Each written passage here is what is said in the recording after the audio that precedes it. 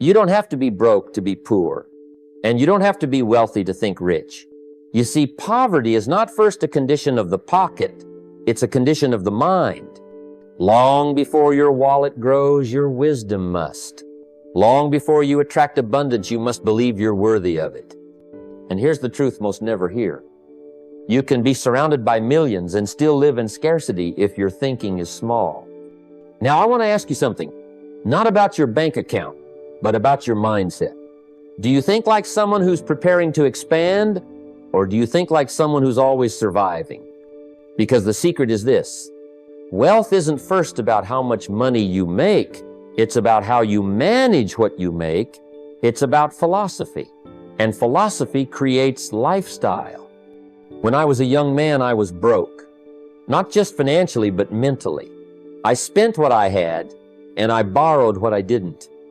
Until one day, a mentor sat me down and said something that changed my life forever. He said, "Jim, if you don't change your thinking, you'll never change your income." That moment sparked a transformation, not just in my habits, but in my entire approach to success. So if you came here to learn how to earn more, save more, and live better, good. But if you're ready to change how you think, you'll never be poor again. Because once your mind gets rich, the world can't take that away.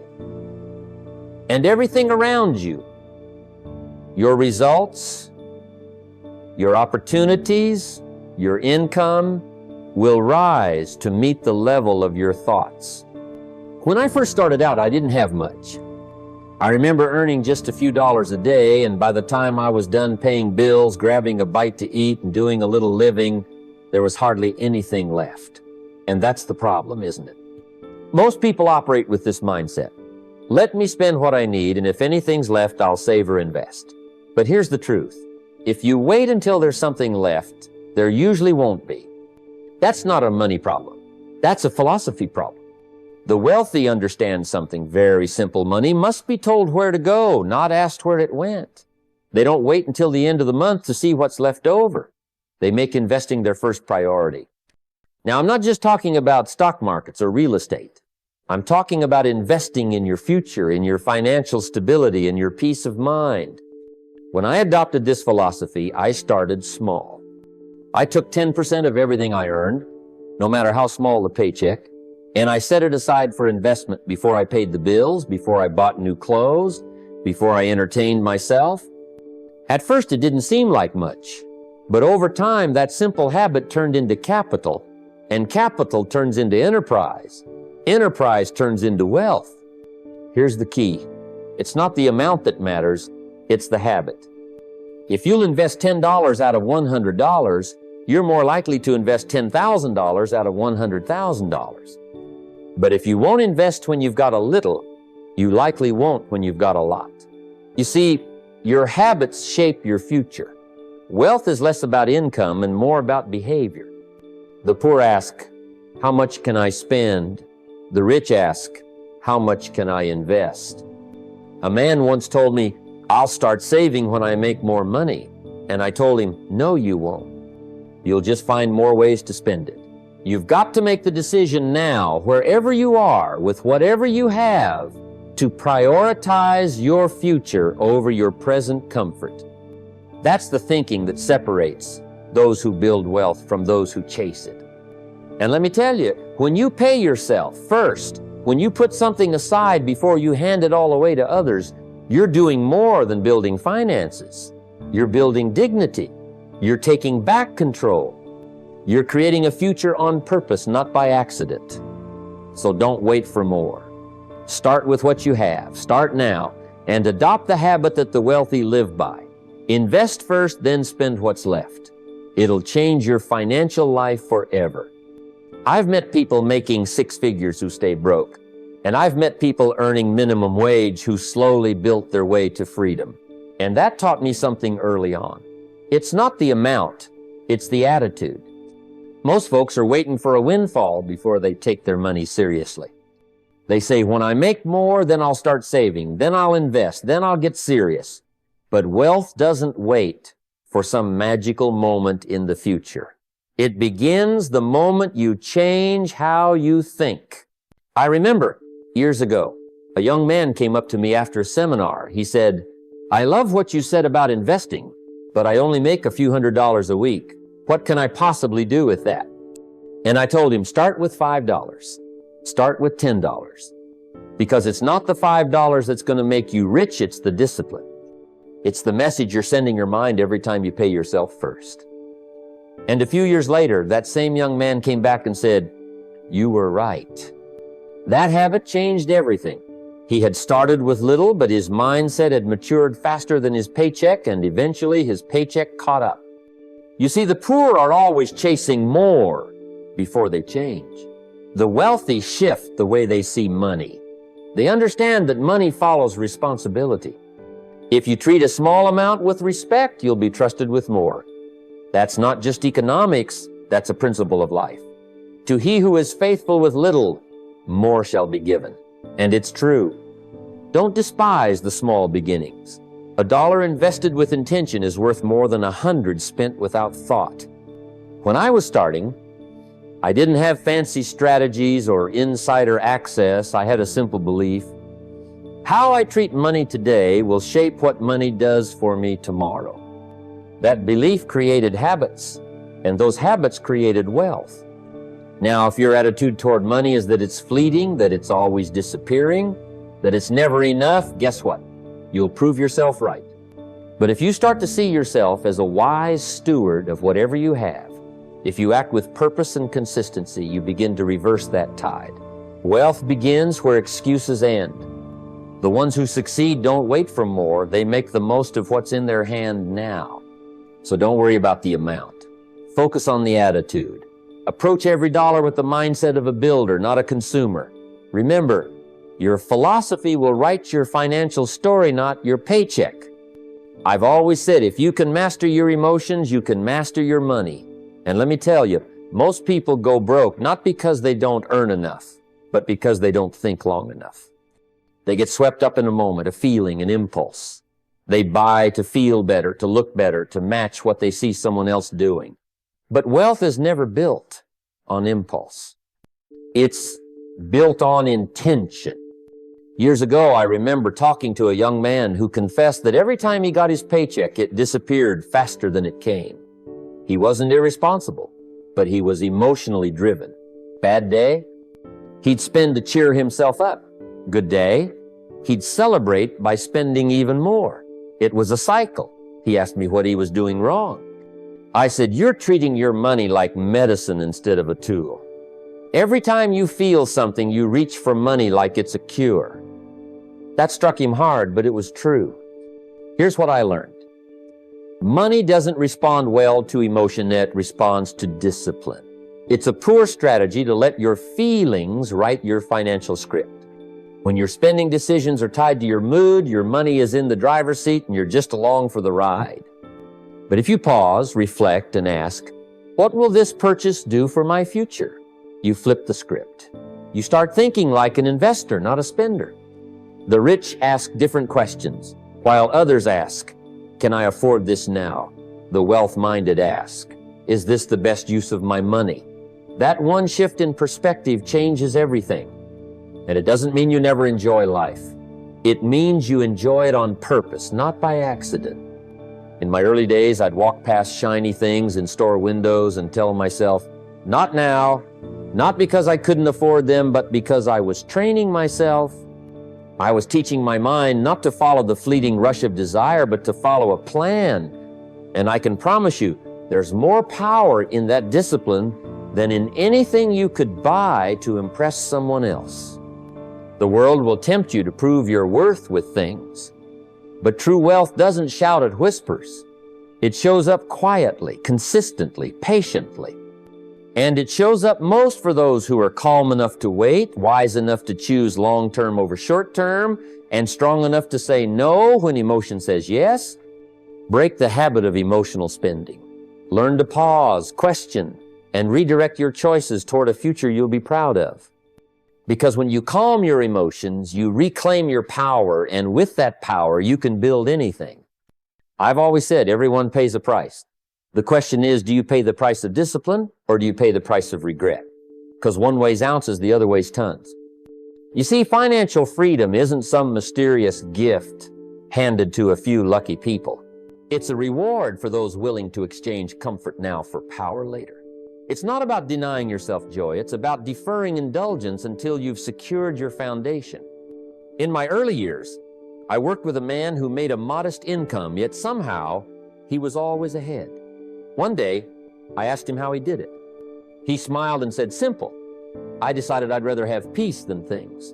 I invest first, I save second, and I spend 30 if there's anything left." That stuck with me. You see, it's not about having more, it's about being more disciplined with what you have. The truth is, the road to wealth is paved with thousands of little decisions. Not big lottery wins or one lucky break, but the decision to pack lunch instead of eating out. The decision to read a book on investing instead of binging television. The decision to say not now to the impulse buy so you can say yes to financial independence down the road. That's the quiet work of discipline. Discipline builds your character, and character becomes your wealth's foundation. Most people misunderstand luxury. They think it's the car, the clothes, the vacations. But let me tell you, real luxury is waking up with options. Real luxury is not needing to say yes to everything that pays, because you've already paid yourself first. That's the freedom most only dream of, but the discipline get to live it. I've seen it time and again. The poor chase comfort in the moment, but it slips away with time. The rich endure discipline in the moment, and it multiplies with time. Because discipline compounds, just like interest. Every time you make the hard choice, the smart choice, you earn a dividend, not just in dollars, but in confidence. And when you begin to trust yourself, to know that you can follow through, then your wealth begins to take on a life of its own. So the next time you're tempted to make an easy choice, stop and ask yourself, am I spending my freedom for a moment of comfort? Remember, the cost of discipline is always less than the cost of regret. And if you're willing to pay that price today, tomorrow will pay you back with interest. Let me tell you something that most folks never calculate, but they should. Poor thinking is expensive, not just a little costly, not just inconvenient, it's ruinous. The debts of the mind run deeper than any credit card, and they don't show up on your bank statement, but they show up in your results. Every thought of scarcity whispers, there's not enough. And before you know it, you start living like that's the truth.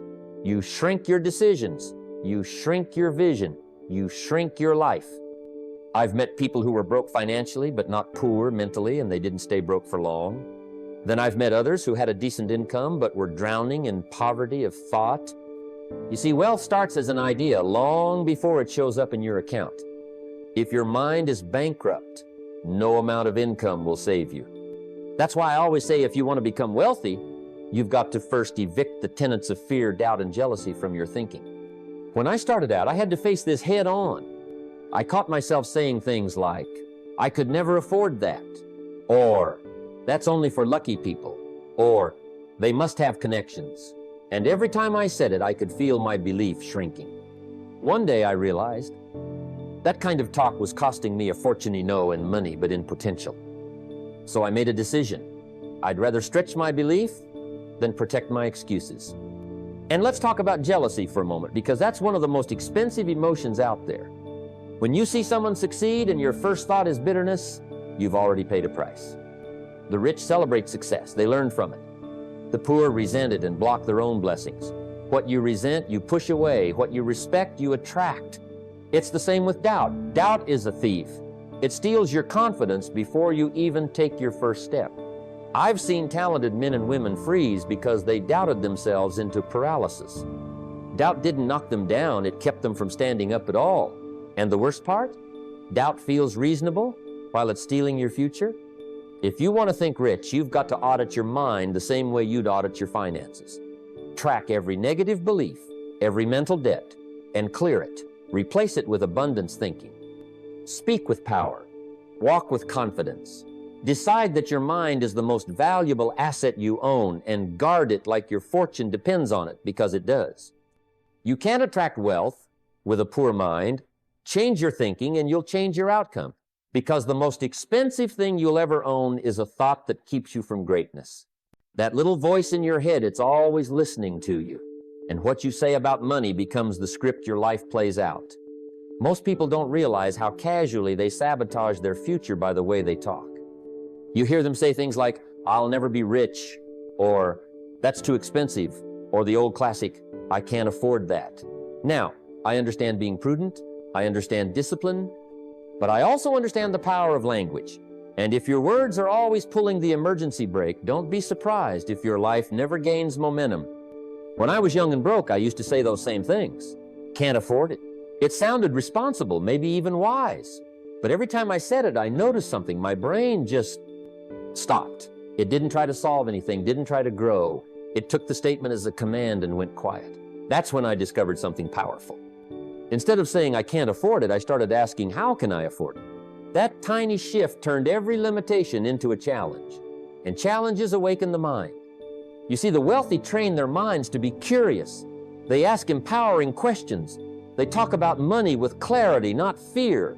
They say things like, "Let's find a way," or "What would it take?" or "What must I learn to create that level of income?" It's not about being delusional, it's about being deliberate.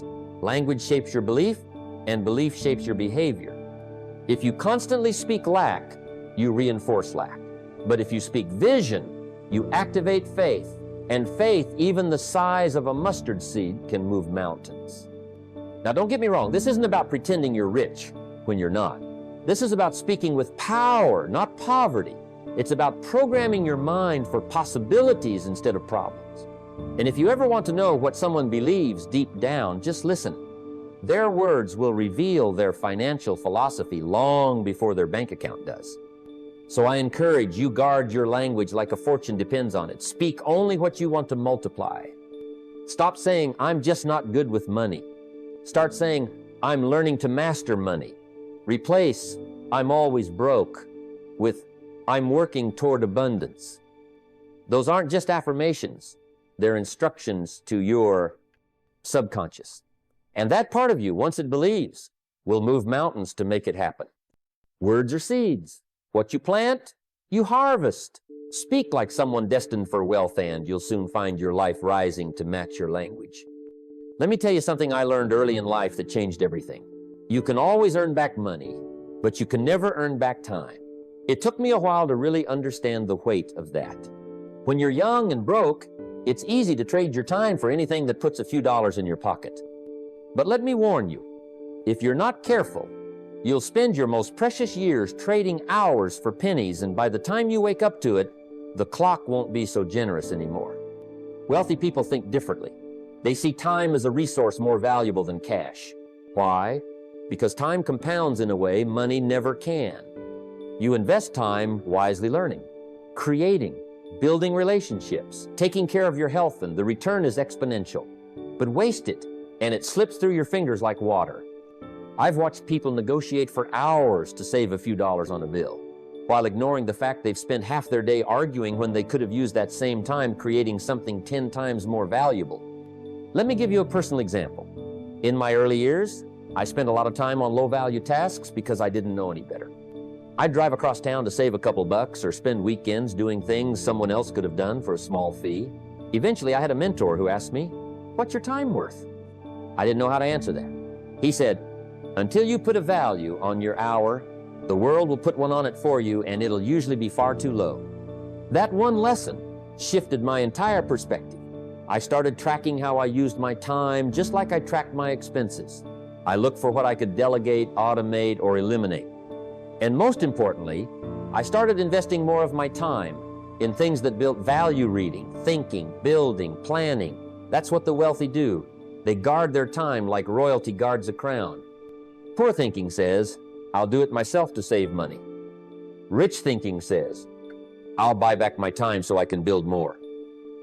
That's why the wealthy don't mind paying someone to mow the lawn or clean the house. Because while someone else is mowing, they're making moves, thinking, creating, connecting, learning. They don't see spending on help as a cost. They see it as an investment in freedom. Here's what I want you to remember. Every hour you spend should be moving you closer to the life you want or the person you wish to become. If not, you're not spending time, you're wasting life. Trade time like it's gold, not gravel. Because one day you'll wake up with plenty of money but not enough time left to enjoy it. Don't let that be your story. You see, the real power of wealth doesn't come from winning the lottery or finding some overnight success formula. It comes from thinking like a builder. And let me tell you, no builder ever laid the foundation of a castle by accident. They had a blueprint, a vision, a long-term plan. That's the mindset I want to invite you into. Think long-term, but act short-term. What does that mean? It means while your eyes are on the horizon, your hands are at work today. It means you think in decades, where do I want to be in 10, 20, 30 years? What kind of life do I want to design? What legacy do I want to leave? But then you bring that grand vision down to the ground and ask, what's the one thing I can do today that moves me an inch closer? I've known too many people who had grand dreams but didn't move their feet. They thought about writing a book, launching a business, saving for retirement, becoming financially free, and 10 years later they were still thinking. Dreaming is important, but dreaming without action is just fantasy. On the other hand, I've seen people who weren't smarter or richer or more talented, but they understood the principle. Act with urgency today while holding a long-term perspective. It's like planting a tree. You don't plant it today and expect shade tomorrow. But you also don't stare at the soil and do nothing. You water it, you tend it, you protect it every single day. And one day, it gives you shelter, fruit, and beauty. Wealth is just like that. Plant your seeds, but don't stop showing up every day to nurture the roots. I remember when I was broke, I wrote out a 10-year vision. I didn't have the resources, I didn't have the experience, but I had clarity. Then I broke it down to what I needed to do each week. Some days the progress felt slow, almost invisible. But 10 years later, I looked up and realized I had built exactly what I once imagined. One book read today, one habit started this morning, one call made, 1 hour invested. That's how success stacks itself. The poor mindset says, if I don't get it now, it's not worth doing. The rich mindset says, if I stay committed today, I'll have what most never will tomorrow.